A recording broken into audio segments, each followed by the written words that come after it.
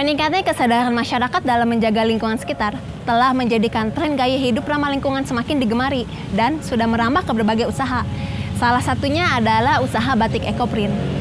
Sesuai dengan namanya, batik ini dibuat dan dicetak dengan menggunakan bahan-bahan yang ada dalam sekitar, yang kemudian nantinya akan digunakan sebagai pewarna dan pola pembuat motif pada kain.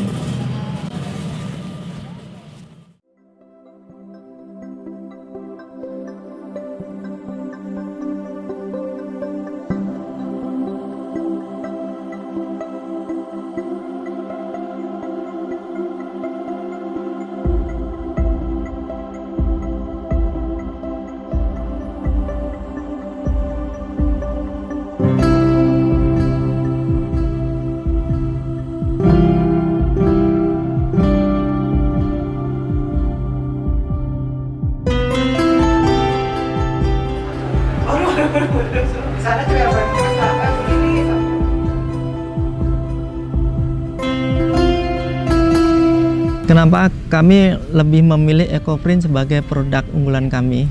Karena ekoprint itu sendiri dari segi prosesnya lebih mudah, kemudian pangsa pasarnya lebih luas, dan berikutnya lebih ramah lingkungan.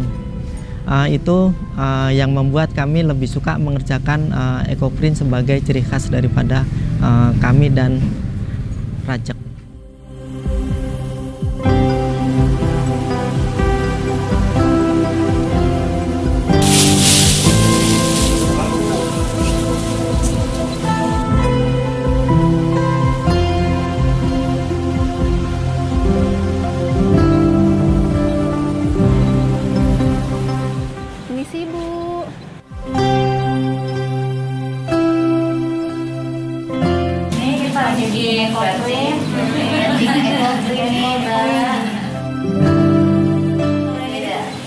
Tahun lama katanya. Lama.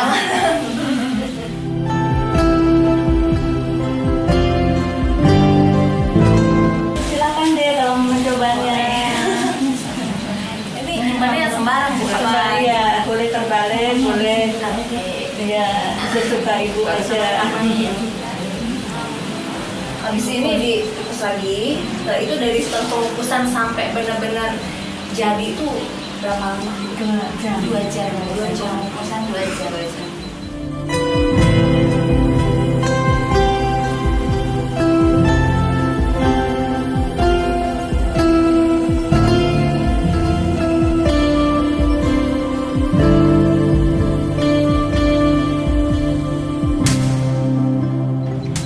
Kalau tadi kita sudah melihat proses pembuatan batik ekoprint ini, sekarang kita coba lihat yuk ke galerinya.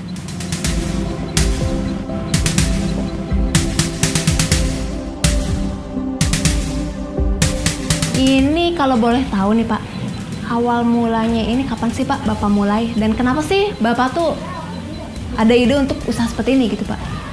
Awal mulanya kita dari pertama tahun 2019 bulan September, tanggal 5 sampai tanggal 24 kita diberikan kesempatan untuk belajar di Semarang dari Kementerian Koperasi.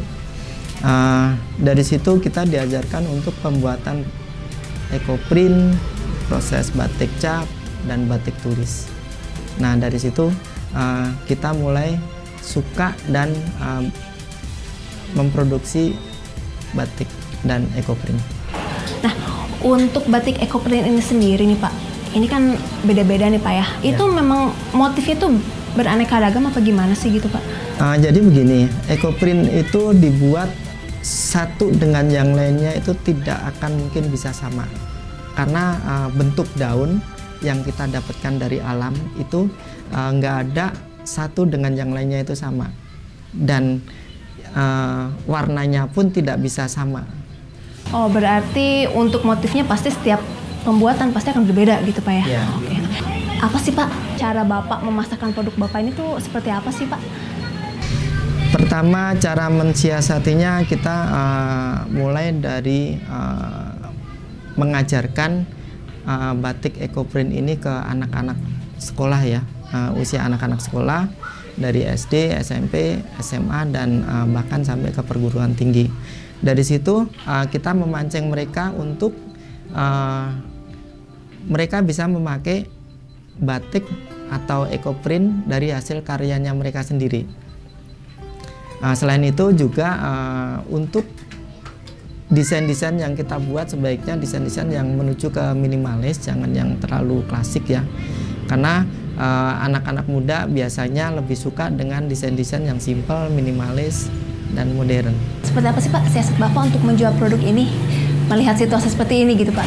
Jadi selama ini memang dalam penjualan kita masih mengikuti acara-acara yang ada di kabupaten, di provinsi maupun di acara kementerian ya Mbak ya, seperti basar, pameran, dan terkadang waktu kita juga diminta seperti Jasa Marga untuk mengikuti pameran di JCC gitu. Dan di situ kita baru bisa melihat antusiasme daripada masyarakat. Bisa diceritakan nggak sih Pak untuk proses pembuatan ini sendiri dari kain kosong sampai jadi batik ini butuh berapa lama sih Pak? Iya, siap. Saya akan mencoba untuk menceritakan proses pembuatan dari awal ya. Jadi gini, ekoprint ini dibagi 3 tahap aja sebenarnya. Pertama adalah tahap proses mordan. Kedua, proses aplikasi daun. Terus yang ketiga adalah proses penguncian. Pertama, proses mordan. Proses mordan itu adalah menghilangkan dan membuka pori-pori kain dari efek kimia ya Mbak ya, yaitu dengan cara direbus ke dalam cairan garam selama 1 jam.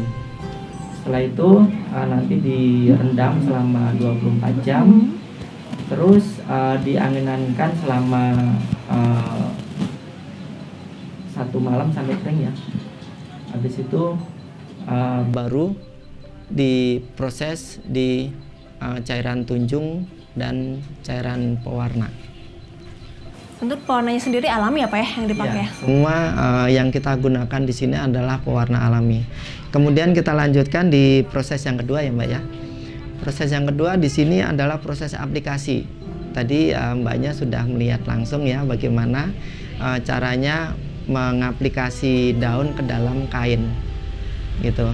Di situ setelah daun ditempelkan di kain, kemudian digulung, kemudian diikat rapat, baru dimasukkan, dikukus ke dalam kukusan selama 2 jam Mbak.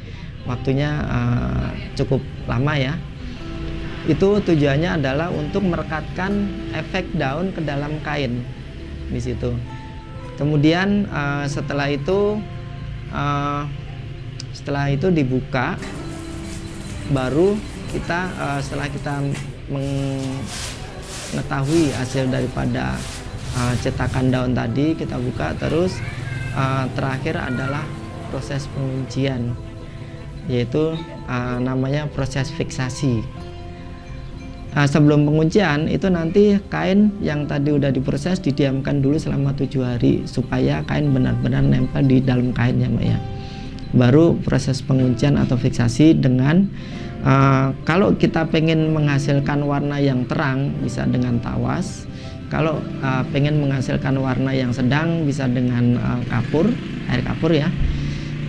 Dan yang ketiga, ketika kita pengen menghasilkan warna yang gelap baru dengan tunjung.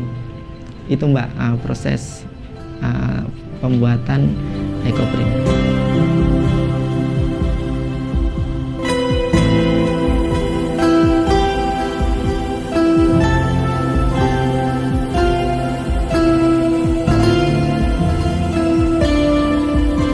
Pesan-pesan apa sih Pak dan harapan apa sih yang mungkin mau Bapak sampaikan untuk para pelaku usaha di luar sana Pak? Saya berharap untuk teman-teman pelaku usaha yang bergerak di bidang batik maupun ekoprint, jangan pernah patah semangat untuk selalu berkarya dan membuat ekoprint, dan usahakan selalu berinovasi ke sesuatu yang baru, karena di situ nanti yang akan menceritakan hasil karya Bapak atau Ibu atau teman-teman pelaku UKM. Kemudian saya juga berharap atau berpesan kepada pemerintah setempat, khususnya Kecamatan Rajek ini juga ya.